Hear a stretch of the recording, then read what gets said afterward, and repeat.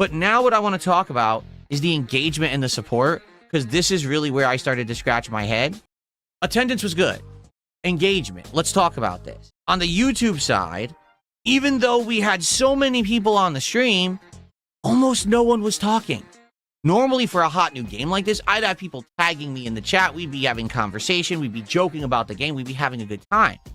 For some bizarre reason, the chat was like dead and not moving. And I'm like, I don't know if that means people are just really engaged in the story, or maybe they're using the stream as kind of a background stream because it's not really gameplay heavy. I don't know what's going on.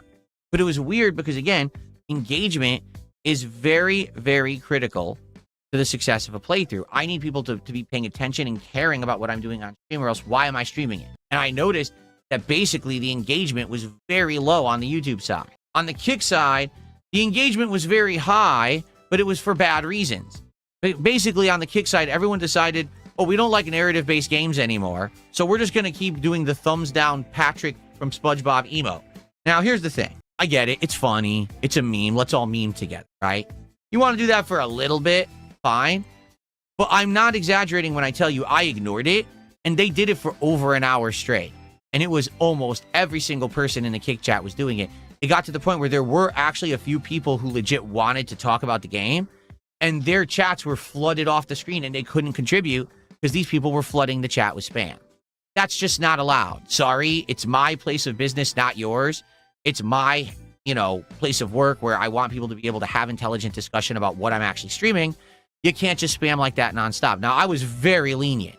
I let this go on for over an hour and basically didn't say anything about it. Over an hour, I said, all right, now I have to do something about it.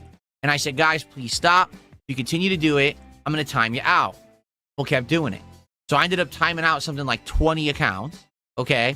I am happy to say that after I timed out 20 accounts, they basically stopped doing it, except for maybe 5. And the 5 people who kept doing it, I didn't recognize. It wasn't like these were regulars. They were just assholes.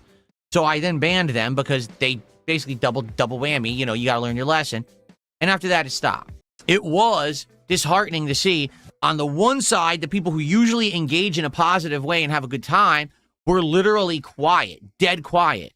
On the other side, the people who are rowdy and will, be excited were basically just sitting there complaining. Oh, we don't like this game. Let's spam emotes. On both sides, basically, there wasn't satisfactory engagement. People just seemed to be upset overall about the game. And I'm like, wow, this is such a weird disconnect because I'm having a good time, okay? But the chat is not. And that's weird. So where's the disconnect? Because people knew what kind of game this was. I've played many supermassive games before.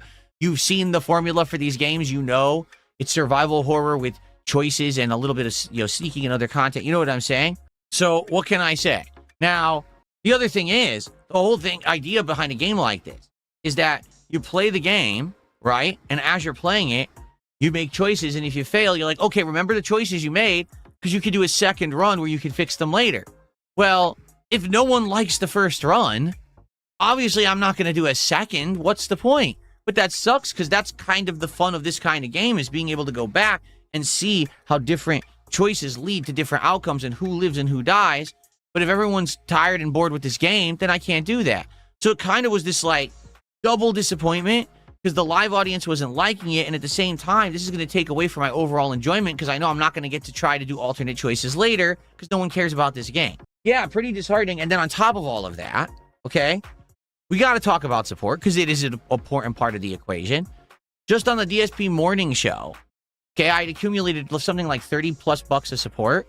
And we started the game, and I'm not kidding, from the morning show to the end of the stream, which was, about 3+ hours of gameplay. The end of the stream, I was at $67 of support. So I streamed from 11 a.m. to 4 p.m., and I made 67 bucks. Now, at the very tail end of the stream, there was an auto resub that counted. And then it was actually Frank's Gym did a $30 tip, but the notification didn't come through until I was already offline. So actually, I made over $100 on that premiere stream, but you couldn't really tell because it all kind of happened after. When the stream was going offline, the auto resub didn't happen on stream, and the tip didn't get called out on stream. Even if all that had happened during the stream, still, That's not a great premiere for a brand new game. You know what I'm saying? Especially when 30 bucks of support came in during the morning show. It's very odd. I'm not sure what happened there. Like I said, I have played these games before and they have resonated with the audience and people have liked them and people have supported them and people have engaged with them in a positive way. So it makes me scratch my head, what the heck just went wrong? To be honest, I don't actually think something went wrong. I just think that the times are changing. If Directive 8020 is not your kind of game and you know you don't like it, don't come to the stream just to complain. I'm not going to allow my chat to be completely overrun with people who just want to cause chaos, because there's going to be people who want to be positive and they can't be if you're acting like an asshole. So I'm forewarning the Kick Chat right now. Tomorrow when I play Directive 8020, if you start spamming, you're going to get the rules enforced upon you. You have to abide by the rules just like everybody else. Even if you don't necessarily have malicious intent, you're just trying to be chaotic, because I get it.